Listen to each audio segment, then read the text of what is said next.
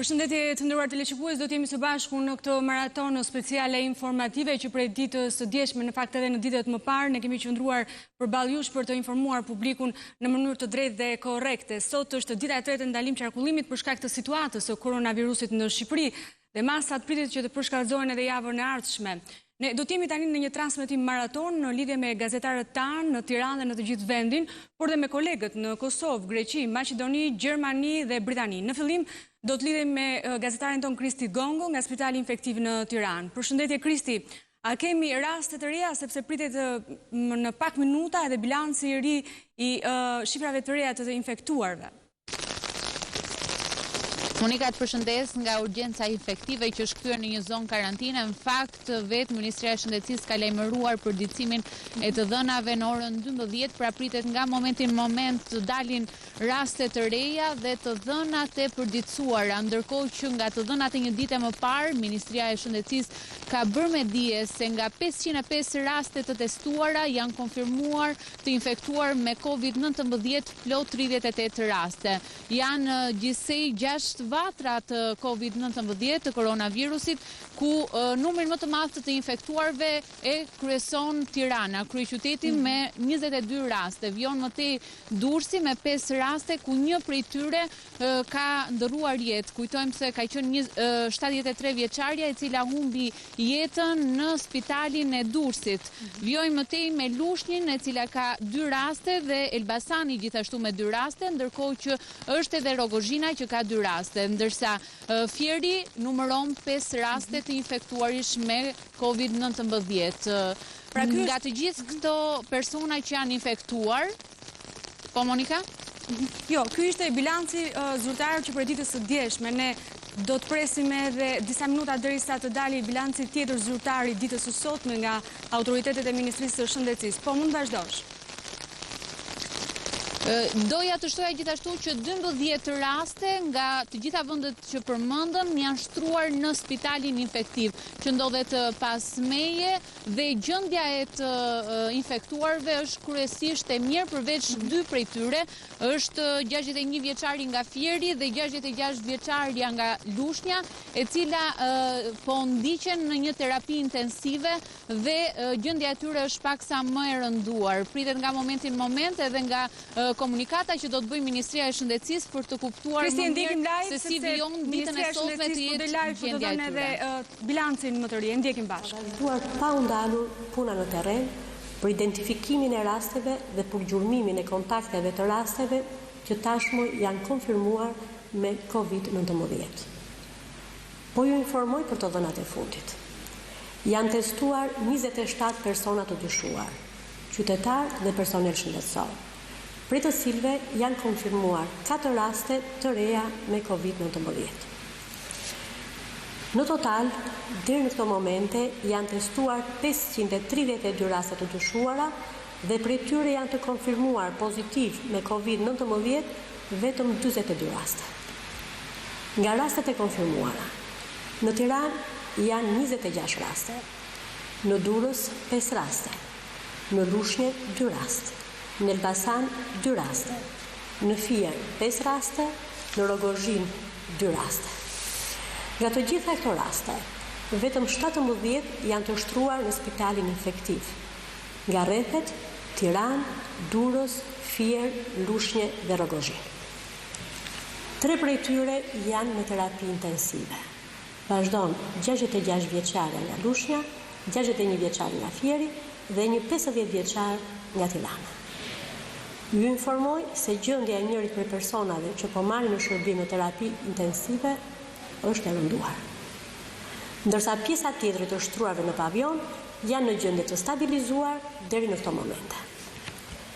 Ju informoj se në Institutin e Shëndetit Publik janë testuar deri në këto momente 17 personel shëndetësor, kontakte të sëmurit të identifikuar me COVID-19 në spitalin Shef Qendroqi, i cili aktualisht po trajtohet në spitalin infektiv. Rezulton se 2 prej tyre, personel shëndetësor, janë pozitiv.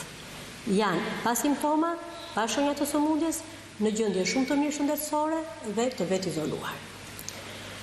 Të nderuar qytetarë, Ministria e Shëndetësisë dhe Mbrojtjes Sociale si dhe gjithë ekipet mjekësore të vendit, kanë një lutje. Për të gjithë ju, të cilët paraqiteni në spitale, apo familjarën tuaj që u shoqërojnë, njoftoni personelin shëndetësor nëse keni udhëtuar jashtë vendit. Nëse keni një familjar ose të afërt që ka udhëtuar, nëse keni pasur kontakte me persona që kanë udhëtuar, apo me persona që kanë shenja të sëmundjes. Ju lutem, mos vizitoni të afërmit në spitale, sepse shkaktoni rrezik për veten tuaj, por edhe për personelin shëndetësor që po shërben me aq përkushtim. Ju lutem shumë, bashkëpunoni me mjekët dhe me autoritetet. Sot është detyrim për të gjithë që të mbrojnë personelin shëndetësor duke treguar ndërgjegje të larta në raport me të vërtetën atë që secili prej nesh duhet të bëjë. E para, shmangni vajtje direkte në spitale. Telefononi 127 dhe ndihni këshillat që merrni nga personeli shëndetësor me përpikëmëri. Vetëm gjatë 24 orëve të fundit janë pritur 7.247 thirrje, për të cilave 4.468 kanë qenë me kodin korona. Vetëm nëpërmjet distancimit social dhe duke treguar të vërtetën, mund të përballojmë të gjithë këtë situatë së bashku. Është shumë e rëndësishme të tregojmë të vërtetën, të mbrojmë personelin shëndetësor që po shërben në këto momente.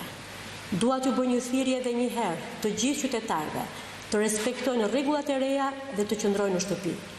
Një thirrje sidomos për të moshuar mbi 70 vjeç. Ju lutem, qëndroni në shtëpi. Mjekët ju a bëjnë këtë thirrje si qytetar, por ullësisht ju a bëjnë si thirrje si mjek profesionalisht. Ju lutem, t'i ndihmojmë. Faleminderit. Jam përpara.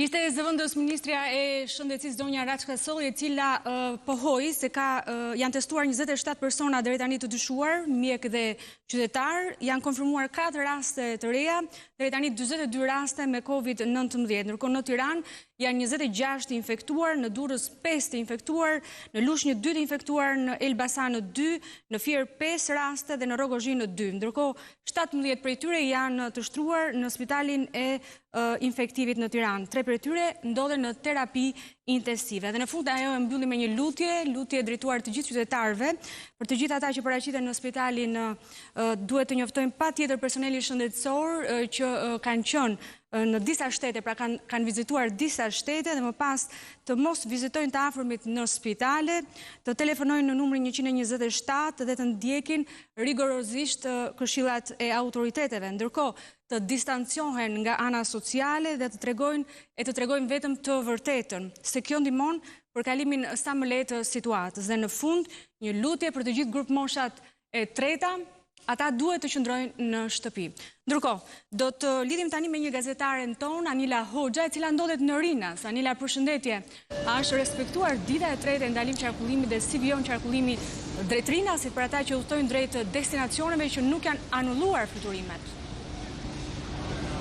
Përshëndetje Monika, siç e tha dhe ju, unë gjendem në sallën e mbërritjeve këtu në aeroportin Nën Tereza. Në mëngjes, TIA njoftoi edhe anullimin e një fluturimi tjetër për dhe në Gjenev, një udhtim i cili ishte i planifikuar dhe u anullua, ndërsa janë anulluar në total 17 fluturime për destinacione tashmë të bëra publike në shtetet Itali dhe Greqi. Vazhdon ndërkohë udhtimi, sipas njoftimit zyrtar të TIA-s, drejt Vjenës, Frankfurtit, Beogradit, ndërkohë vazhdon udhtimi gjithashtu drejt Parisit dhe Londrës, sipas orareve të përcaktuara. Të gjithë ata qytetarë të cilët tashmë pritet që të udhtojnë në orarin 13:15 drejt Frankfurtit, kanë ndjekur tashmë një rregullore të re të bërë publike, sikurse është ndalim qarkullimi dhe qarkullimi sipas udhëzimit të ri të firmosur nga drejtori i përgjithshëm i policisë së shtetit, zoti Art Veliu.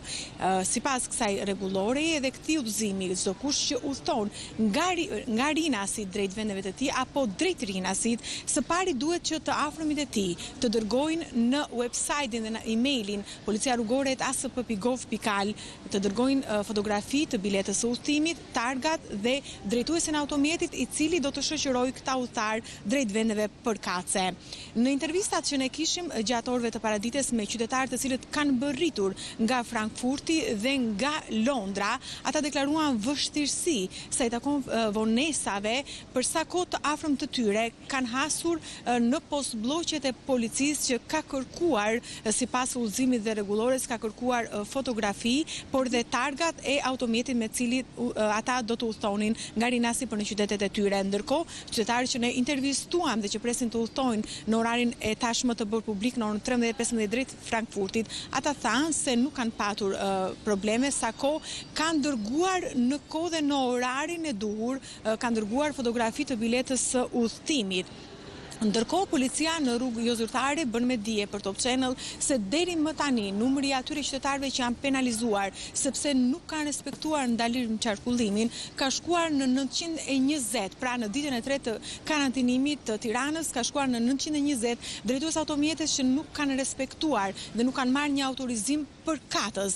Ndaj tyre do të vazhdohet të aplikohet sa i takon pezullimit të lejes së drejtimit, por dhe gjobitja nga 1.000 deri në 4.000 lekë sipas kodit rrugor. Vazhdojnë të jenë 66 postbloqe statike në të gjitha qytetet e deklaruara tashmë dhe të bëra publike që kontrollojnë qarkullimin e automjeteve, ndërkohë që veç kësaj orë të fundit ka gjithashtu pranit të policisë bashkiake dhe të policisë së rendit në vendet dhe në zonat rekreative, por sikurse kemi bërë me dije, kryesisht në zonën e Liçenit, po dhe në zonat e tjera të Tiranës. Herët në mëngjes nga policia e Tiranës u nisën 12 ekipe task force të përbëra nga 4 institucione për të kontrolluar të gjitha pikat e shitjes e takon denoncimeve për abuzimet me çmimet, por dhe kontrolle do të zhvillohen edhe në farmaci dhe në qendra dhe në pikat e shitjes së produkteve ushqimore. Kontrollet të cilat sipas intervistave të kryera nga Top Channel rezultojnë se do të jenë pa afat, sikurse edhe denoncimet që pritet dhe po mbahen tashmë nga një institucion përkatës. Po Monika. Po Anila, unë të falenderoj për këtë informacione, ti sigurisht do vazhdosh ta ndjekësh nga afër situatën për dhënë informacionet më të fundit dhe sidomos ndjekjen e task forces për ata të cilët abuzojnë me çmimet këto ditë të rënda që po kalojmë. Ndërkohë do të kemi sërish bashkë lidhje të tjera informative. Kryeministri Edi Rama pak më parë foli për gjomat e rënda për ata që rrisin abuzivisht çmimet. Akti normativ i qeverisë hyri në fuqi që në varësi të situatës në dispozicion të vendosen edhe strukturat e spitaleve private. Ndërkohë Muhamet Veliu na pret për një lidhje direkte, ti je tek drejtoria e tatimeve Muhamet apo jo? Si po zhvillohet në terren monitorimi i situatës? Monika, të përshëndes, gjatë 24 orëve të fundit, qytetarët kanë në dispozicion në një linjë të gjelbër nga ku mund të denoncojnë të gjithë ata të cilët abuzojnë me çmimet. Përmes numrit 0800 14 14 këtu në drejtorinë e përgjithshme të tatimeve, deri këto momente që unë jam duke raportuar, kanë mbërritur 100 denoncime. Menjëherë, pasi mbërrin denoncimet, bëhet verifikimi në terren dhe natyrisht që të gjithë ata të cilët kanë abuzuar me çmimet ndërshkohen. Gjatë paraditës së sotme, qeveria ka nxjerrë një akt normativ në të cilin thuhet se rritja abuzive e çmimit të shitjeve të gjithë mallrave dhe produkteve ushqimore, barnave, pajisjeve mjekësore dhe shërbimeve në krahasim me çmimin e tyre në shitje të rregullt të tregtuar në muajt paraardhës nga data e hyrjes në fuqi të këtij akti normativ dhe për produktet sezonale sipas çmimit të tregtuar në të njëjtën periudhë kohe të vitit paraardhës nga data e hyrjes në fuqi të këtij akti normativ, kur nuk vjen si pasojë e çmimit nga importi, tyre dënohet me gjobë 5 milion lekë. Për shitjen me shumicë, pra është kjo gjobë, ndërsa për shitjen me pakicë, gjoba shkon 100.000 lekë. Në rast se këto subjekte e përsërisin këtë veprim, pra vijojnë duke abuzuar me çmimet, veprimtaria e tyre mbyllet për 6 muaj. Muhamet, në aktin normativ, kryeministri Edi Rama vuri në duke edhe bashkëpunimin e spitaleve private, apo jo? Në varësi të situatës. Po Monika, në fakt, në fakt është një veprim I cili është ndërmarrë edhe në shtetet e tjera, si në Itali për shembull, apo edhe në Britaninë e Madhe. Ndërsa nga dita e sotme përmes këtij akti normativ, qeveria vendos në dispozicion të shërbimit shëndetësor edhe spitalet private.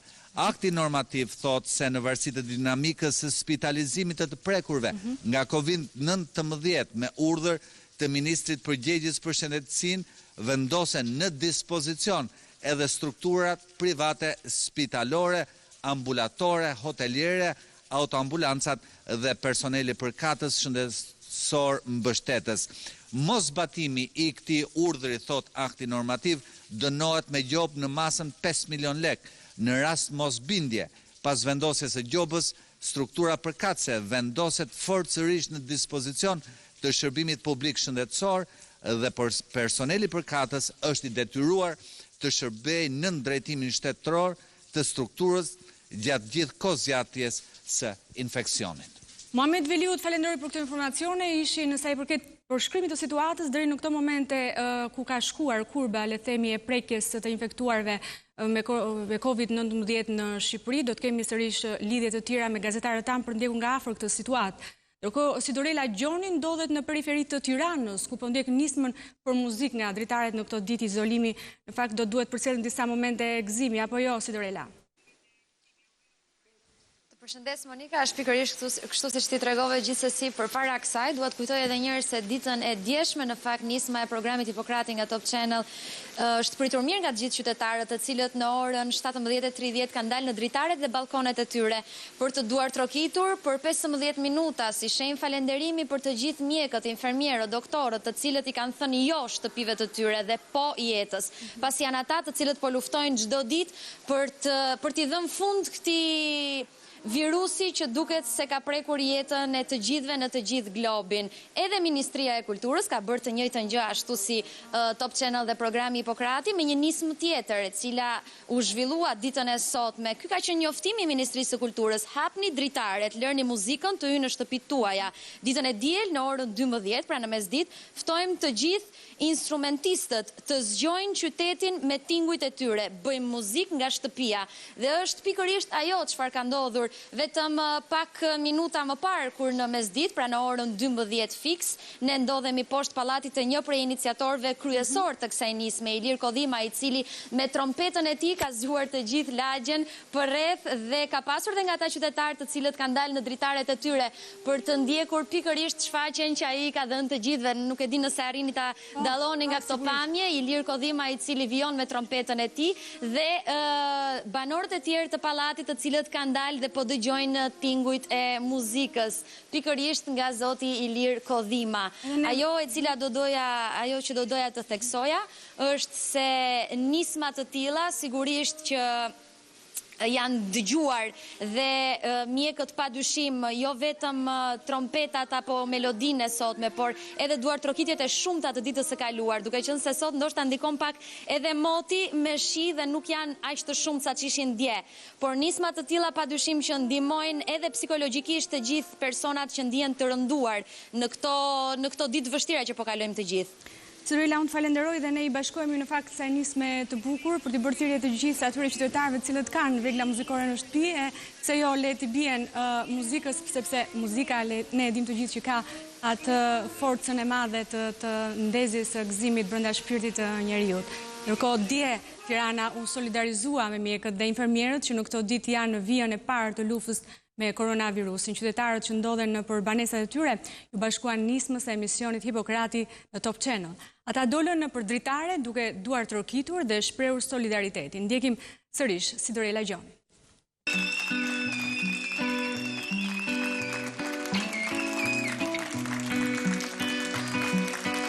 Nisma e programit Hipokrati në Top Channel duket se është pritur mirë nga shumë qytetarë të kryeqytetit, të cilët në orën 17:30 kanë dalë në balkonet e tyre e kanë duar trokitur për 15 minuta, si shenjë falënderimi për të gjithë mjekët dhe infermierët që ditët e fundit po luftojnë dhëmb për dhëmb me virusin COVID-19. Ndoshta I duhet të thonim një faleminderit dhe të gjithë qytetarët e bën me zë, me duar trokitje e brohoritje.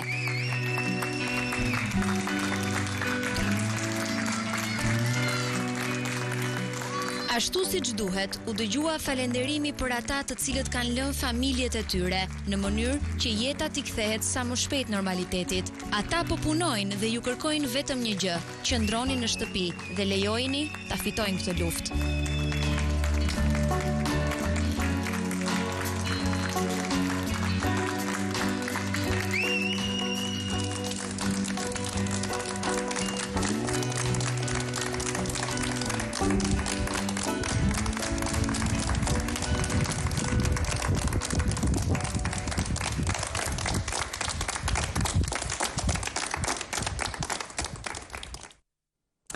Momente shumë emocionale këto të nderuar teleshikues që solli nisma e emisionit Hipokrati në Top Channel me mesazhin e fuqishëm që njerëzimi do ta fitojë këtë betejë. Ndërkohë, do të lidhemi tani me Elda Mengën, e cila ndodhet me grupin e xhirimit në makinën e Top Channel dhe po udhëton nëpër Tiranë për treguar edhe pamjet live të Tiranës. Elda, të përshëndes. Ku je aktualisht?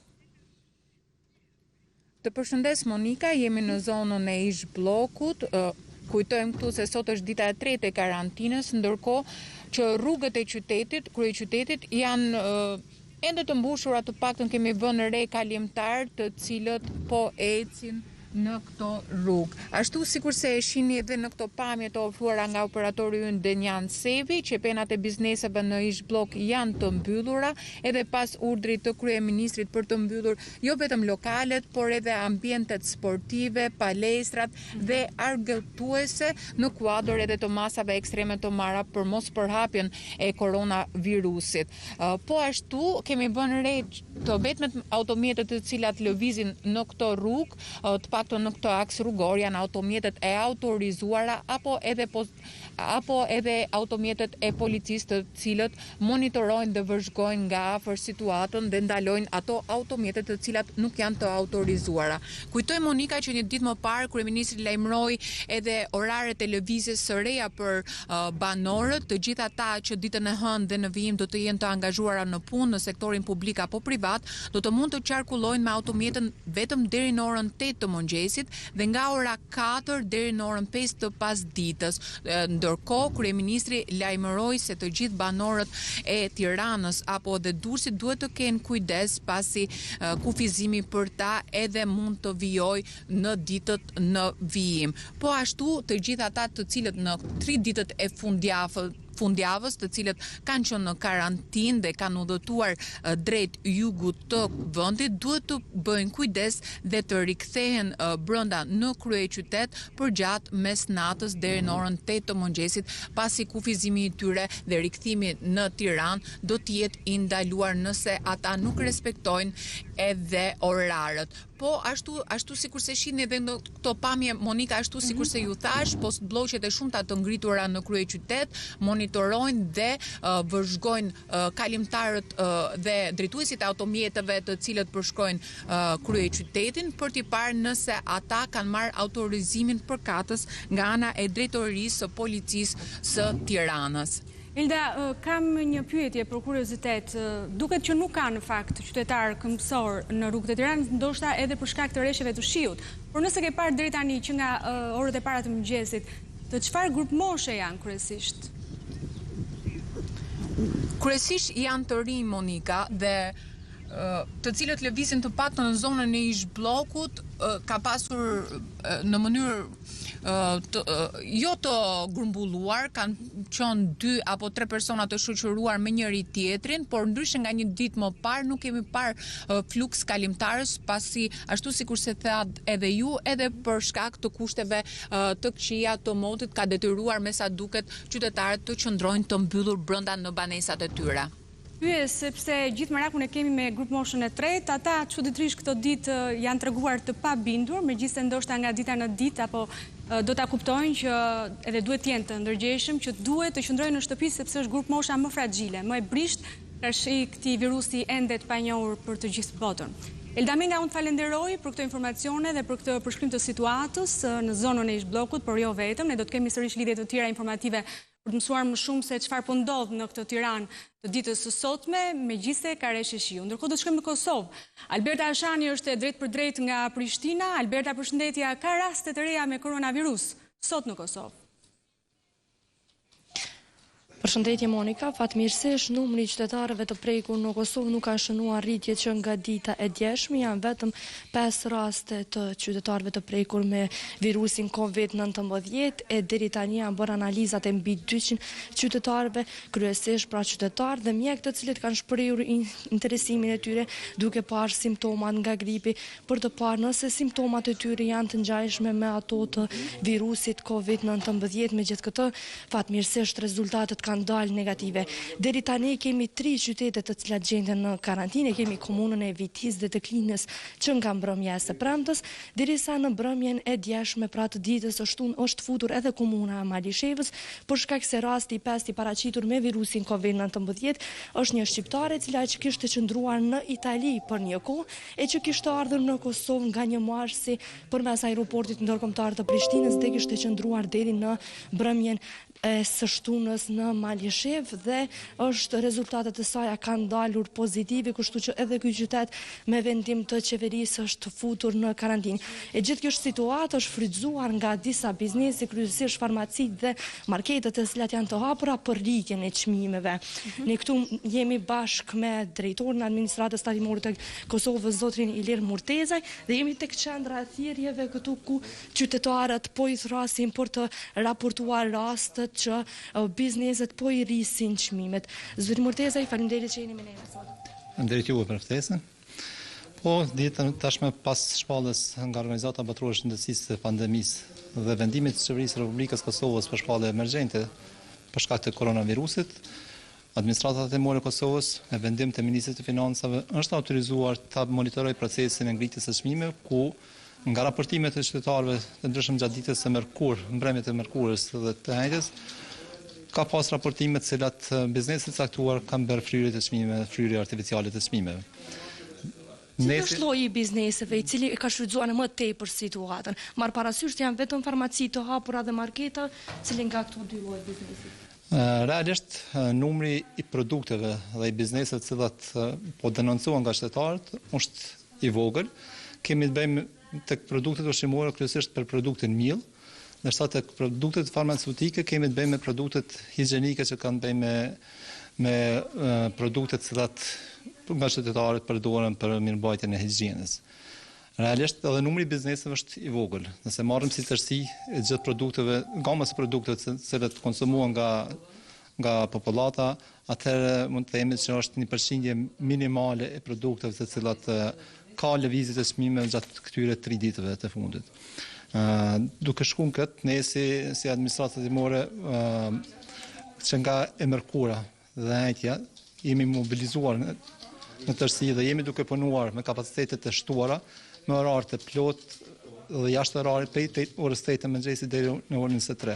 Ditën e hënjtë kemi bërë edhe linjat publike për raportim apo denoncim nga qytetarët, ku siç po shihni edhe këtu tani është duke vazhduar raportimi, edhe pse ka një rënje të theksuar në raport me ditët paraprake. Sa është numri i qytetarëve të cilët kanë telefonuar qendrën e thirrjeve të atë? Nga dita e hënjtë deri djen e orën 22 kanë qenë gjithsejt 2437 raste të thirrjeve, ku nga to 2213 raste janë të cilat kanë bëjnë me denoncim për ngritje të çmimeve apo për moslëshim të kupona fiskal.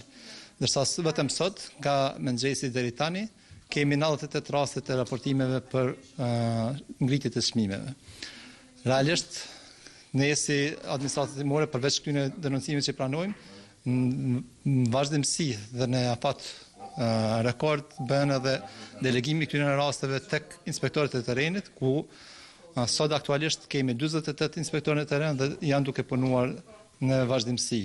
Prej gjitha rasteve të raportuara deri tani, që ishin mbi 2400, janë zhvilluar gjithsejt 766 aktivitete, ku nga to kemi konfirmim të shkelive juridike dhe dërgim të raste për shqiptim të gjobave 78 raste, si dhe kemi delegim të rasteve tek Inspektoriati i Tregut në numër 27 raste. Pra, këto janë konstatimet, kemi gjatë denoncimeve që janë në numër të madh për shembull për të njëjtin tatim pagues. Dhe ato përbëjnë 2400, po mund të jenë vetëm për një tatim pagues për shembull mund të jenë 40 deri në 50 denoncime. Faleminderit shumë zotri Murtezaj. Ne theksojmë se gjatë kohës sa kemi qenë në terren kemi parë se çmimet për shembull të vitaminës C që deri para pak kohësh kushtonte nga €1 deri në €2, sot disa farmaci shfrytëzojnë rastin për ta shitur në €6, apo edhe të litrës alkoolit që më herët pra mund ta gjeje me €2 në treg, sot çmimi i saj gjendet me €5 dhe varion pasi që nuk lëshohen kuponat fiskal. Në ora 14 lëndë theksohet se do të merren masa të reja, zëvendës kryeministri Avdullah Hoti do të mbajë një konferencë për media bashkë me përfaqësuesit e bizneseve për t'i paraqitur disa kërkesa të reja, një ndër to është edhe shtyria për marrjen e këstave të kredive tek qytetarët, kërkesë kjo e cila është bërë ditëve më herët nga qytetarët, por edhe është dhe nga njohësit e ekonomisë. Mirë, ne do të qëndrojmë në kontakt edhe për ta ndjekur nga afër këtë konferencë për shtyp. Ndërkohë, faleminderit për informacionet që përsolle edhe gjithë situatën. Fatmirësisht, në Kosovë nuk ka raste të shtuara të infektuarve me COVID-19, por ka abuzime në çmime, ashtu siç ka ndodhur edhe në Shqipëri dhe është për të ardhur keq që kjo situatë është e përbashkët në të dyja vendet. Kryesisht dy janë produktet në cilat është abuzuar mielli, sipas drejtorit të tatimeve në Kosovë, dhe produktet higjienike. Krahas apelit për të qëndruar në shtëpi, për të larë duar dhe për të dëgjuar muzikë, për të lexuar libra e tjerë, ne i bëjmë thirrje sigurisht edhe bizneseve që të mos abuzojnë në këtë situatë me çmimet. Ndërkohë, Klodian Zhivani ndodhet në pikën e Muniqanit me malin e zi, nga mesnata do të mbyllen të gjithë kufit toksor. Klodian, përshëndetje. Si është situata atje? Po, përshëndetje, që prej mbrëmjes së të premtes në doganën e Muniqanit janë bllokuar të gjitha lëvizjet, hyrjet dhe daljet. Aktualisht ne jemi në këtë dogan ku si shikohet edhe nga pamjet në detyrë janë vetëm oficerët doganor. Duhet thënë se që nga maji i vitit 2002, kur është krijuar për herë të parë kjo dogan, deri më sot, pra pas 18 vitesh është hera e parë që bllokohen hyrjet dhe daljet e të gjithë udhëtarëve. Ndërkaq në doganën e Hanit të Hotit po vijojnë normalisht lëvizja dhe transporti i mallrave dhe produkteve nga trailerat, ndërsa deri më tani ka patur rreth 700 qytetarë me autorizimin e drejtorisë së policisë, të cilët kanë lëvizur. Sot në mesnatë do të bëhet edhe bllokimi i tyre. Ndërkaq në qytetin e Shkodrës duhet thënë se fatmirësisht sot ka më pak lëvizje, të favorizuar ndoshta edhe nga rresht e shiut dhe temperaturat jo të përshtatshme, ata janë rikthyer në banesat e tyre. Hetimi tatimor ka zhvilluar disa aksione në tregjet e qytetit ku kanë ndëshkuar rreth 3-4 biznese të cilët kishin abuzuar me çmimet. Ndërkohë institucioni i prefektit ka njoftuar se nisur nga shëtitjet e shumta të qytetarëve të Shkodrës dje buz bregu të liçenit të Shkodrës kanë marrë masa dhe janë 2 patrulla policie të cilët tashmë nuk lejojnë lëvizjet e tyre. Nga komunikimi që ne kemi patur edhe me drejtuesit e Spitalit Rajonal të Shkodrës, në të gjitha rastet ku ka patur dyshime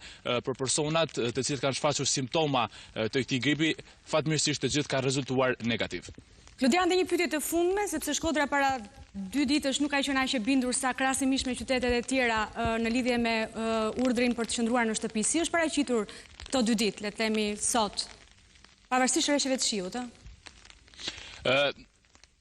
Fatkesisht ditën e djeshme, për shkak të kushteve të mira atmosferike, duhet thënë se sidomos në Shirok ka qenë një dyndje e madhe e qytetarëve. Kemi raportuar për prezencë të shtuar të qytetarëve dhe nisur edhe nga kjo, kryeministri Edi Rama dha edhe një urdhër që patrullat e policisë të vendoseshin në pika turistike të Shirokut dhe Zogajt për të mos lejuar më qytetarët të vijonin shëtitjet e tyre normale. Duhet thënë se sot për shkak të shiut nuk ka më lëvizje, fatmirësisht nuk ka më lëvizje, por mbetet për të parë në ditët në vazhdim se çfarë do të ndodhë. Do urojmë që qytetarët shkodran të jenë ende më të bindur e të vazhdojnë të qëndrojnë në shtëpi, duke shpresuar që në fakt edhe po nuk kanë rreshje shiu, ata të qëndrojnë, sepse duhet të shtojmë dhe diçka sa i përket të COVID-19 në mod jo të mirë, me rreshje shiu, ai ka dhe përhapjen më të lartë sa i përket nëse u referohemi, le të themi, studimeve të këtij virusi ende të panjohur. Tani do të lidhemi me një sociolog, me një psikolog, është Edmond Dragoti, i cili na pret në Skype, në lidhje Skype. Përshëndetje, zoti Dragoti. Përshëndetje. Në këto ditë izolimi, karantine, sigurisht shëndeti mendor nuk është në gjendje normale. Si do të mund ta kalojmë këtë situatë? Fillimisht njëherë si po e kalon ti? Unë i karantinuar në vetë izolim natyrisht, duke u sajuar, duke marrë me gjëra të ndryshme. Ne kemi punë kuptimin që lexojmë, shkruajmë, korrigjojmë, rregullojmë dhe e gjejmë kohën për të punuar sidoqoftë. Por ndërkohë kjo duke zgjatur ditët, duke ushtuar ditët e karantinimit, e bëjnë gjithnjë, si më thënë, e ngarkojnë së tepërmi atë durimin e çdo njërit prej nesh. Por duke ditur faktin që situata është duke ngarkuar më tej dhe është afatgjatë dhe nuk ka shenja për të zgjidhur sa më shpejt, është e natyrshme që durimi duhet të vihet në pritje, si më thënë. Duhet të mbushim mendjen vetes vazhdimisht, sepse në këtë rast autosugestioni është më i rëndësishëm se sa vetdia për të dalë ose mungesa e përgjegjësisë për të sfiduar këtë virusin korona duke i dalë përballë. Natyrisht ne shqiptarët e kemi pak durimin, si më thënë, për shumë arsye, po dhe për faktin që jemi tipa sociale dhe kemi nevojë të komunikojmë, të lidhemi me njëri tjetrin, të shohim, të flasim, të ulemi, të shkëmbejmë kafet e tjera, dhe kjo na i vështirëson disi situatën, por nga ana tjetër ideja që nuk kemi alternativë tjetër veç të mbijetojmë dhe të rrisim cilësinë e jetës, na bën që të jemi pak më të zgjuar, në kuptimin më inteligjent, në kuptimin që të mos i dalim përpara të keqes, por ta parandalojmë atë. Dhe mënyra më mirë sot për sot e parandalimit është pikërisht vetizolimi. Profesor, kjo jeta sociale në fakt ishte edhe një nga faktorët e prekjes ose përhapjes aq të lartë të COVID-19 në Itali, të cilën ne kemi, le të themi, të përbashkët me italianët. Por ajo që vere ose vemre këto ditë është që janë grupmosha e tretë ajo që duket që është më e pabindur karshi këtyre rregullave. Çfarë u këshillon? Ende, përveç se të qëndrojnë në shtëpi, si do mund ata t'i mbajmë në shtëpi? Mosha e tretë në përgjithësi e ndjen në rreziku natyrisht, por duke qenë se kanë kaluar në një jetë të tërë në situata të vështira, në një realitet që vazhdimisht ka qenë një betejë jeta e tyre, kuptohet që nuk e besojnë në realitetin e rrezikut më të madh të mundshëm që sjell ky. Vetizolimi i tyre në shtëpi është i domosdoshëm, është i patjetërsueshëm në kuptimin që nëse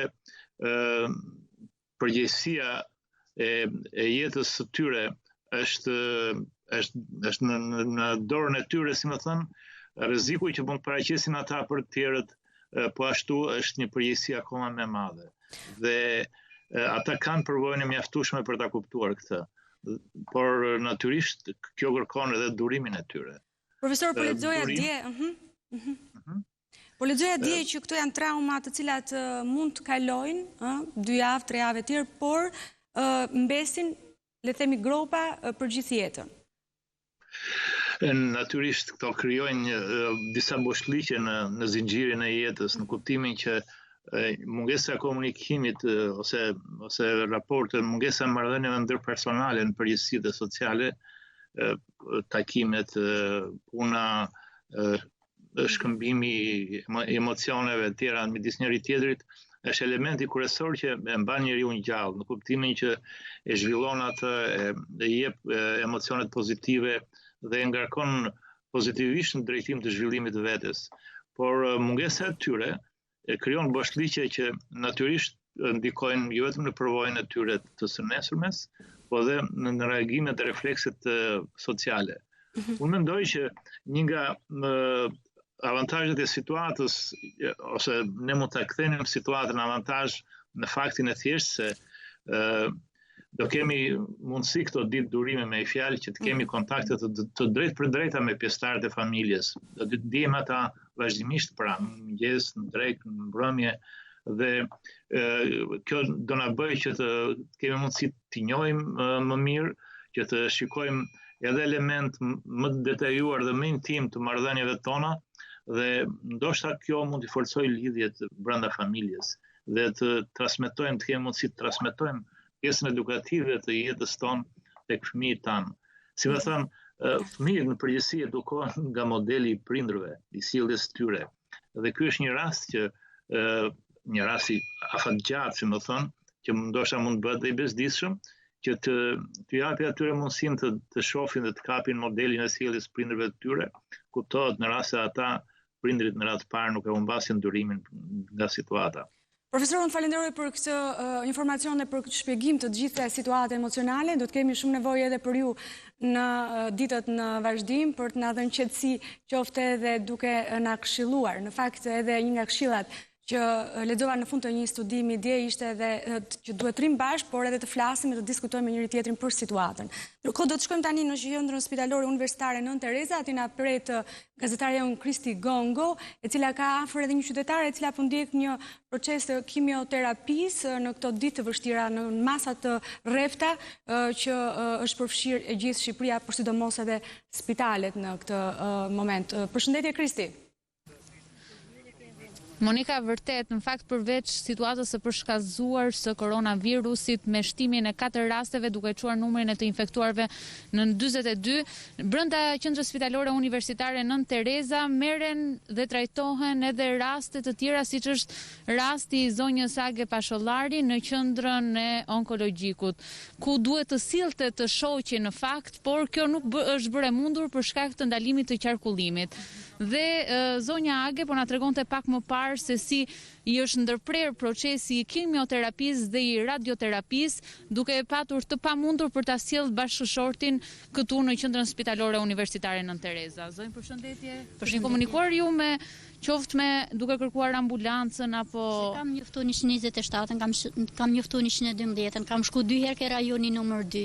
Rajoni numër 2 më ka lejë ke drejtoria e Qarkut. Drejtoria e Qarkut duke bashkëbiseduar me Bashkinë e Tiranës, thanë që autoriteti që lëshon vërtetimin që i smurit të udhëtoje me këto autobusa që lëvizin 3 herë në ditët, e ka policia rrugore dhe jam nisot nga Kodradjellit e deri te Kino Studio, edhe ato më përcollën si këta të tjerët që nuk kemi të drejtë ne me të lëshu autorizim. Unë se me se të ta sjell nuk e di. Ju vetë nuk keni një automjet privat? Automjet nuk kam, unë as fëmijë nuk kemi me se të ecim. Unë edhe i lashet e burrit jam marrë me rimbursim të plot. Në çfarë gjendje është bashkëshorti? Bashkëshorti im gjithë ditën rri i shtrirë. Unë e mora aty që u bën ndalimi i autobusave me zije prona deri te ish Lulishtja 1 maj. Përballë ekspozites aty më ngeli, nuk ashtu, pastaj mora sa njerëz aty për rreth e me zje shumë sa të afërm vet. Unë tash 2 ditë nuk e kam çu burrin në shtëpi. Jam vjen ditën e martë ka për të bën rrezë dhe kimio prap, unë se do ta sjell nuk e di. Ju kërkoni tani një thirrje të Ministrisë së Shëndetësisë, duke qenë se vetë Ministria e Shëndetësisë ka bërë me dije se personat që marrin terapi mjekësore nuk do ju ndalohen. Po, unë se si do ta sjell nuk e di. Policia dhe këto më thonë që merrni mjet. Nuk e keni këtë? Unë mjetin nuk e kam. Edhe tjetër kush nuk më vjen, nuk rrezikon për mua, unë s'kam asnjë lloj dokumenti nga policia. Unë letrat e onkologjikut. E rëndësishme në këtë moment është që një ambulancë ose nuk e di një zgjidhje të merret për jo vetëm për situatën e zonjës për bashkëshortin e saj, por për shumë të tjerë që ndoshta në këto ditë të vështira duhet të vazhdojnë të ndjekin terapinë mjekësore që u është këshilluar nga mjekët. Po, Kristi Gongo, unë falenderoj për këtë histori që përcolle njerëzore nëpërmjet ekranit Top Channel, por sigurisht kjo nuk është e vetmja, ka dhe histori të tjera të cilat duhen ndjekur nga afër, sidomos nga ata njerëz apo ata qytetarë të cilët përcjellin procesin e terapisë intensive për smundje të ndryshme. Tani do të shkojmë në Rinas. Anila Hoxha ndodhet aty për të treguar një histori tjetër. Përshëndetje Anila. Përshëndetje, jam këtu me Nazën e cila ka udhëtuar dhe ka mbërritur në Tiranë orën 9 këtu në aeroportin e Rinasit dhe vazhdon të pres pasi të afërmit e saj kanë hasur një sër vështirësish për të udhëtuar nga Lushnja drejt aeroportit të Rinasit. Ata jetojnë në fshatin Lekaj dhe kanë patur pamundësi për të akredituar, për sa kohë nuk kanë rrjete sociale apo dhe email që të kërkojnë ndihmë policisë, po edhe numër telefoni. Pavarësisht kësaj unë kontaktova me familjarët e zonjës Naze Gjoka, e cila është kuruar në Gjermani dhe Leka, më falni, është kuruar në Gjermani dhe po pret pavarësisht pamundësisë shëndetësore të saj. Çfarë po ndodh? Ju keni disa orë që po prisni këtu? Po presin makinën, ato nuk vini, thehen braps. Nuk e di se çfarë kanë. Po çfarë do bësh? Si do ta zgjidhësh këtë situatë? Ku di unë që do ta zgjidh? Më thatë që ke probleme shëndetësore, je pamundur. Po. E pamundur më zit po rri këtu kanë. Po përse nuk merr një taksi, po komunikoja dhe po thoshin që ke një mundësi për të marrë një taksi dhe diçka të tillë. Po nuk kam para me aq sa do, ai tha 50 euro, të çojnë Lushin, nuk kam lekun. Unë nuk vajta për punë në Gjermani. Ja rë goca atje nuk punon, vetëm i shoqi. Ti hoja bie lek. Keni bërë një ndërhyrje kirurgjikale në Gjermani? Jo, kështu, atë e bera këtu në Tiranë, po vajta kështu për kurim kështu, se kam dhe kamën tjetër për të berë. Si do ta zgjidhësh këtë çështje, këtë problem? Po, nuk e di. Do vazhdosh do presësh këtu në këmbë? Po, do pres këtu do rri. Ndërkohë të afërmit tuaj çfarë thonë? Po që thonë të ku diuni aty, s'ka mas telefonja. Që e mora me një shoqë shpar këtu që folëm, ajo ka unisë, ka që po tani unisën po vim. Ato ako. Sa herë janë kthyer deri tani pas? 2 herë, 3. Nuk i lejon policia? Po. Kështu thonë ato, nuk e di çka ka. Jo, ndërkohë nuk ka asnjë zgjidhje tjetër. Jo. Nuk e di. Bën një apel. Nuk e di, e ke të dhënat e automjetit që dikush ndoshta të shikojë dhe ta marrë të informohet që automjeti që po udhton drejt jush ka këto targa tjera? E po ku i di unë që targa s'ka ai, se di, se më i mend. Se më i mend. Monika, kjo është faleminderit. Monika, kjo është situata këtu në aeroportin e Rinasit. Disa pasagerë kanë hasur vështirësi të ngjashme si zonjës Naze. Të shpresojmë se problemi i saj do të zgjidhet sa më shpejt dhe Naze do të kthehet sa më shpejt pranë familjes së saj në Lushnjë. Linja për ju, Monika. Faleminderit Daniela Hoxha për këtë histori njerëzore që përcolle. Urojmë shumë që kjo histori apo ky apel i kësaj zonje të përcillet në veshin e autoriteteve policore të shtetit dhe të reagojnë menjëherë për përcjell pikërisht ata qytetarë që kanë mbërritur në aeroportin e Rinasit drejt shtëpive të tyre, aq më tepër për t'u bindur pra nismës apo thirrjes që ndron në shtëpi. Do të shkojmë tani në qytetin e Elbasanit, atje na pret Bruna Kurçuku, e cila do na tregojë një histori shumë interesante. Një deputet atje i është bashkuar thirrjes së djeshme të ministres së shëndetësisë Ogerta Manastirliu për të marrë pjesë në radhat e ekipit të mjekëve në QSUT. Përshëndetje Bruna. Përshëndetje, në fakt paraprakisht doja t'u bëja një pasqyrë të situatës në qytet mëngjesin e sotëm, ku me gjithë motin e keq dhe her pas here edhe me reshje shiu rrugët e Elbasanit kanë qenë të mbushura me njerëz edhe sot, pra duket se është e vështirë të sensibilizohen qytetarët të qëndrojnë në shtëpitë e tyre. Madje ka pasur edhe një rast të dasme sot në Elbasan, ne kemi sjell pamjet në redaksi të kësaj dasme ku është dashur ndërhyrja e policisë bashkiake, më pas e policisë së shtetit dhe ushtrisë për të shpërndar njerëzit e grumbulluar. Po, është dasma në periferi të qytetit e Elbasanit, ka qenë një familje rome e cila po festonte. Pra kanë qenë 10 njerëz në këtë dasëm dhe është dashur ndërhyrja e policisë së shtetit, siç u thash, e ushtrisë gjithashtu, për të shpërndar njerëzit e grumbulluar pas një mas sigurie. Dhe sigurisht në një dasëm që sigurisht janë momente gëzimi dhe reagimet e tyre që më pas fati tyre që i ra në këtë ditë karantinit. Më pas janë pajtuar me urdhrin e policisë. Po, sigurisht. Ndërkohë urdhri të Ministrisë së Shëndetësisë, siç e thatë edhe ju, janë përgjigjur edhe deputetët. Unë kam pranë meje në këto momente deputetin e Partisë Socialiste, zotin Florent Spaho, i cili është përgjigjur thirrjes së Ministrisë së Shëndetësisë për të kontribuar në vijën e parë në luftë ndaj koronavirusit pra në spital.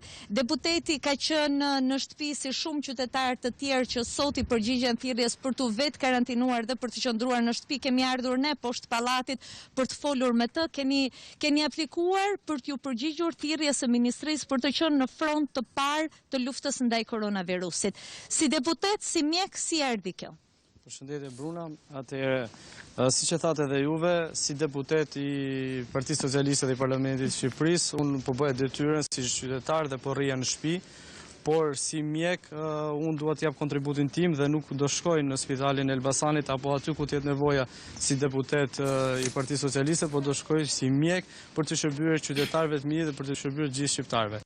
Pasi si që kemi mësuar të gjithë që në fillim në vitin e parë të fakultetit mjekësisë, ne kemi mësuar betimin e Hipokratit, ku thuhet me pak fjalë të përmbledhura që do vej edhe jetën time në dispozicion të humanitetit. Pra, edhe unë bashkë me kolegët e mi, sepse nuk jam i vetmi deputet i Partisë Socialiste i cili i është përgjigjur thirrjes së Ministrisë së Shëndetësisë, por jemi 5 mjek dhe janë 2 nga Durrësi, pra më fal, është Klodi Spajhiu nga Durrësi, është Edliera Bode Ilir Pedavinji nga Korça dhe miku im Arben Kamami nga Elbasani, të cilët bashkë kemi vendosur që t'i përgjigjemi thirrjes Ministrisë së Shëndetësisë për të dhënë kontributin tonë si mjek dhe t'i shërbejmë qytetarëve me sa kemi mundësi.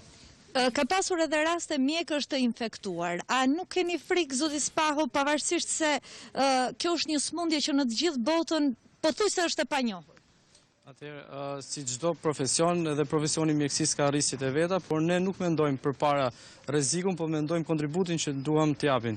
Çdo profesion mund të ketë rrisje, mund të flasim për ndërtuesit, mund të flasim për policinë dhe nuk mendojmë negativisht, ne mendojmë pozitivisht. Duhet të shërbejmë qytetarëve dhe sot më mirë se kur ne nuk mund të shërbejmë. Pavarësisht se sot mund të jemi me mandat deputeti, por ne pikë parë jemi mjek, jemi profesionistë shëndetësisë të cilët duhet ndihmojmë qytetarët kudo që ndodhen me sa kemi mundësi. A keni ndonjë thirrje edhe për profesionistë të tjerë të shëndetësisë që të bashkohen ashtu si ju në front të parë të luftës ndaj koronavirusit? Patjetër që kam, sot është momenti që neve të bëjmë krah për krah njëri tjetrit dhe të ndihmojmë dhe të krijojmë mundësi të gjithë qytetarëve të marrin shërbimin e duhur. Kjo është një pandemi, siç e ka thënë dhe Organizata Botërore e Shëndetësisë, e cila edhe një mjek i cili mund të ketë dalë pension, por edhe shumë profesionistë të cilët për momentin nuk e ushtrojnë profesionin e tyre, duhet të rikthehen dhe të japin kontributin për qytetarët e vetë dhe të jenë krah kolegëve të tyre. Zoti Spaho, faleminderit. Faleminderit juve. Ne ishim me zotin Spaho në Elbasani, i cili është përgjigjur thirrjes së Ministrisë së Shëndetësisë për të luftuar në front të parë ndaj koronavirusit, ndërkohë që ne do të kemi të tjera lidhje bashkë për të pasqyruar situatën edhe në qytetin e Elbasanit në vijimsi tashmë. Ajo që dua të shtoj është edhe një rast nga peqini që është dërguar për analizë gjatë ditës së djeshme, pra në të gjithë qarkun e Elbasanit në 24 orë është dërguar për të analizuar vetëm një mostër, i cili ka rezultuar negativ. Ndërkohë deri në momentet që ne flasim, nuk ka raste të tjera të dërguara për analiza nga qarku i Elbasanit në drejtim të Tiranës. Pra fatmirësisht deri në këto momente nga qarku i Elbasanit nuk ka thirrje në drejtim të 127-ës për simptoma të koronavirus apo të ngjashme me të. Vetë qyteti i Elbasanit mbetet vetëm me 2 raste të prekura. Faleminderit Bruna Kurçuku për informacionet dhe për këtë përshkrim të situatës, por sigurisht ne falenderojmë dhe urojmë, e përgëzojmë sigurisht edhe sjelljen e mirë dhe shëmbëllore të deputetit i cili doli vullnetar në shërbim të pacientëve të sëmurë. Do shkojmë tani në qytetin e Durrësit, ku na pret atje gazetari ynë Andi Bora. Përshëndetje Andi, si duket Durrësi sot? Përshëndetje Monika, unë ndodhem në një nga rrugët kryesore të këtij qyteti që lidh pikërisht sheshin qendror të Durrësit me spitalin rajonal të këtij qyteti dhe siç mund të shihet në pamjet pasmeje, rrugët janë bosh. Në këto pamje pra që na ofron operatori ynë ne Bivlashi, kemi edhe tashmë këtu një pikë postbloku të policisë e cila kontrollon automjetet nëse janë të pajisura me autorizimin përkatës për të lëvizur në këto ditë ku tashmë shqiptarët le të themi në pjesën më të madhe të vendit janë të karantinuar. Siç mund të shihet pra tashmë kemi edhe një kontroll që po i bëhet mjeti për të verifikuar pra siç thash pak më herët nëse janë të pajisur me autorizimin përkatës për të lëvizur brenda qytetit. Andi, nga ana tjetër duhet thënë që specialistët po më thuaj. Jo, isha vetëm një kuriozitet. Ke shëtitur nëpër rrugët e qytetit të Durrësit dhe si ka qenë le të themi njerëz qytetarët kanë dalë aty me shumica apo janë karantuar në shtëpi? Le të themi që unë kontrollova pra bëra një shëtitje në rrugët e këtij qyteti. Qytetarët të cilët të lëvizin janë të pakët, janë kryesisht qytetarë të cilët dalin për të kryer për të kryer pazarët e tyre dhe mund t'i shohësh me qese në dorë, por ka vetëm një pjesë tjetër të cilët janë moshat e treta të cilët le të themi kanë dalë edhe pa maska, pa dureza dhe kanë bërë shëtitje, pra është mosha e cila ndoshta nuk e ka kuptuar ende rëndësinë e të vetë karantinuarit në shtëpi dhe mos dalin jashtë në këto ditë të vështira le të themi që ne po kalojmë. Megjithatë, krahas tyre ka edhe një pjesë të rinj, pra djem të rinj të cilët i kanë shfrytëzuar le të themi këto ditë ndoshta për të dalë dhe jo për të ndetur në ambientet e shtëpisë tyre. Nga ana tjetër Monika, duhet të them edhe diçka tjetër se ditën e sotme specialistët e timit kundër krimit ekonomik dhe financiar në Drejtorinë Vendore të Policisë Durrësit kanë kryer kontrolle të befasishme në të gjitha farmacitë e këtij qyteti ku për masat për parandalimin, evidentimin dhe goditjen e rasteve abuzive të tregtimit të medikamenteve me çmime të rritura fiktivisht duke përfituar nga situata emergjente e koronavirusit. Sipas këtyre kontrolleve të befasishme janë proceduar penalisht 2 pronare farmacisht, saktësisht zonja me iniciale SL 32 vjeçe, banuese në Durrës dhe Ed 40 vjeçe, banuese në Shijak, Durrës. Gjatë kontrollit u shtruar në farmacinë lagje numër 13, që është pikërisht lagja e plazhit, u sekuestruan disa saksi dezinfektantësh për duar, pra xhela antibakterial pa faturë tatimore, të cilat shiteshin me çmime abuzive. Si dhe në tjetër farmaci, në lagje numër 4 u konstatuan pra shitje pa kupon tatimor. Do të thënë që policia ka njoftuar se do të vijojë me këto kontrolle të befasishme për të konstatuar të gjitha rastet, pra që do të kenë rritje të çmimeve abuzive dhe do të shiten pa kupon tatimor, duke përfituar kështu në këtë situatë emergjente në kurrizë të qytetarëve, cilët le të themi nuk e meritojnë në këtë moment në cilin ne ndodhemi. Sigurisht, dhe ne raportuam edhe më parë për abuzimet e çmimeve në disa qytete të vendit, por këto kishin nisur ndërkohë edhe në Prishtinë, pra në Kosovë. Andi Bora, falenderoj për informacionet që përcollë dhe urojmë që autoritetet të jenë vazhdimisht në aksion për të ndjekur nga afër këtë situatë të abuzimit të çmimeve, sidomos me produktet ushqimore, por edhe produktet higjienike. Ndërkohë do të shkojmë tani tek Muhamet Veliu na pret në një bashkëbisedim me kryetarin e Dhomës së Tregtisë së Tiranës në Tiranë, zotin Nikolin Jaka. Përshëndetje, pikërisht për këtë situatë ai do të na flasi. Përshëndetje Muhamet. Monika, përshëndetje. Në numrin e redaksisë të Top Channel ti raporton gjatë ditës së sotme, ne kemi marrë disa telefonata nga punonjës të ndryshëm të cilëve punëdhënësit i kanë komunikuar se për periudhën në të cilën ata do të qëndrojnë në shtëpi nuk do të paguhen. Por për të mësuar më shumë se cila është klima e biznesit, se çfarë po ndodh me biznesin shqiptar gjatë kësaj periudhe, ku të gjithë punonjësve është kërkuar të qëndrojnë në shtëpi, unë jam me zotin Nikolin Jaka, kreun e Dhomës së Tregtisë dhe Industrisë për qarkun e Tiranës. Gjithmonë e kemi intervistuar zotin Jaka në ambientet e zyrës së tij. Më duhet ta intervistoj jashtë apartamentit ku ai banon, natyrisht që me zotin Jaka do mbaj distancën për ta intervistuar. Zotin Jaka, faleminderit që jeni në këtë maraton televizive në Top Channel. Fillimisht më lejoni t'ju pyes cila është klima në biznesin shqiptar në Tiranë dhe më gjerë pas futjes në këtë shtetërrethim të domosdoshëm për të ulur shpejtësinë e përhapjes së Covid-19. Atëherë, situata është e rënduar. Në radhë të parë kemi të bëjmë me masat shtrënguese dhe pastaj është vetë paniku që kap edhe qytetarët shqiptar. Sipërmarrja ndjehet realisht në një trysni të panikut, aq më tepër që kemi jo vetëm simptomat të kapitalit human, pra të punëmarrësve, por kemi edhe raste kur kemi braktisje të vendit punës nga Afrika. Pra linjat e supermarketeve janë ankuar që shumica punëtorë po ikin të friksuar dhe po lënë vendin e punës, dhe kjo është edhe një ndër problemet e tjera. Unë mendoj që duhet të ndërhyjmë nëpërmjet këshillave të mjekëve dhe të ekspertëve, në mënyrë që mos të braktiset vendi punës, por të merren masa, të rritet ndërgjegjësimi i supermarketeve private për marrjen e masave të kushtet e izolimit dhe të parandalimit të virusit. Nga ana tjetër, është më së normale që do kemi edhe njoftime nga supermarketet private, të cilat janë mbase edhe në pamundësi për të paguar, sepse po të shohim industrinë e restoranteve të barkafeve që realisht në Shqipëri janë edhe shumica e supermarketeve të vogla në Shqipëri. Në qoftë se ato do vazhdojnë të mbyllura, e kanë të pamundur që të bëjnë pagesat për stafin e tyre. Dhe kjo kërkon një ndërhyrje të shpejtë nga ana e qeverisë shqiptare për të, nga njëra anë, për të hequr këtë stres të punëmarrësve, sepse realisht ata me pagën e tyre përballojnë edhe shpenzimet mujore.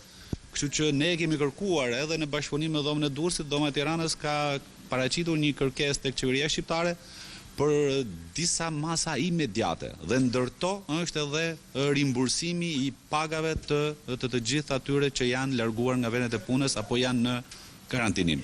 Zotë Jaka, si kanë vepruar shtetet të tjera, për shembull Italia apo Greqia, në një situatë të ngjashme në raport me biznesin? Është shumë shpejt që të themi për masat dhe operimin e masave në suport të supermarketës. Italia ka akorduar një fond 25 miliard, Gjermania ka akorduar një fond 500 miliard, vetëm për supermarketet private. Por në Shqipëri është akoma shpejt që ne të vazhdojmë dhe të kërkojmë nga qeveria për masat rikuperuese ndaj supermarketeve private, sepse realisht dëmi do jetë shumë i madh, efektet e pasojave do jenë të rënda, pamundësia reale e buxhetit të shtetit për të përballuar një krizë të tillë, aq më tepër që ne vim nga një krizë e datës 26 nëntor, është në pamundësi.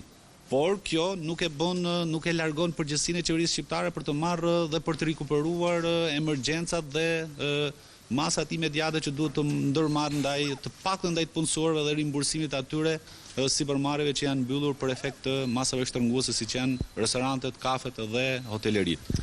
Zoti Jaka, përballë kësaj kërkese konkrete që ju bëni për qeverinë shqiptare, a besoni se qeveria i ka fondet e mjaftueshme pikërisht për të përmbushur këtë kërkesë që ju sapo artikuluat përmes Top Channel? Unë jam i bindur që për rimbursimin e pagave të punonjësve jam i bindur që qeveria shqiptare duhet i gjejë fondet e veta. Është tjetër pastaj kompensimi për dëmet që do i shkaktohen ekonomisë. Në qoftë se arrim tek kompensimi që do i shkaktohen për dëmet që do i shkaktohen ekonomisë, ne do të kemi parasysh edhe pritshmëritë që do kemi. Skenaret janë skenaret të cilët parashikojnë që ky koronavirus do infektojë rreth 60-70% të popullsisë. Dhe në këto kushte, sado që të rriten masat shtrënguese, do zgjasin afatin e pezullimit të sipërmarrjeve private. Dhe zgjatja e afatit do krijojë konsekuenca dhe pasoja të jashtëzakonshme për ekonominë shqiptare, sepse ekonomia shqiptare është një ekonomi brisht. Është një ekonomi që nuk e përballon një situatë të tillë. Ndërkohë që ka dhe skenarë të tjerë, siç është skenari anglis, i cili e ngre theksin tek ai target i caktuar i qytetarëve që të ruhen, ata që janë me simptoma dhe mund të rrezikohen seriozisht nga koronavirus. Ndërkohë që pjesa tjetër e popullsisë 80% nuk e ndjen që e kalon.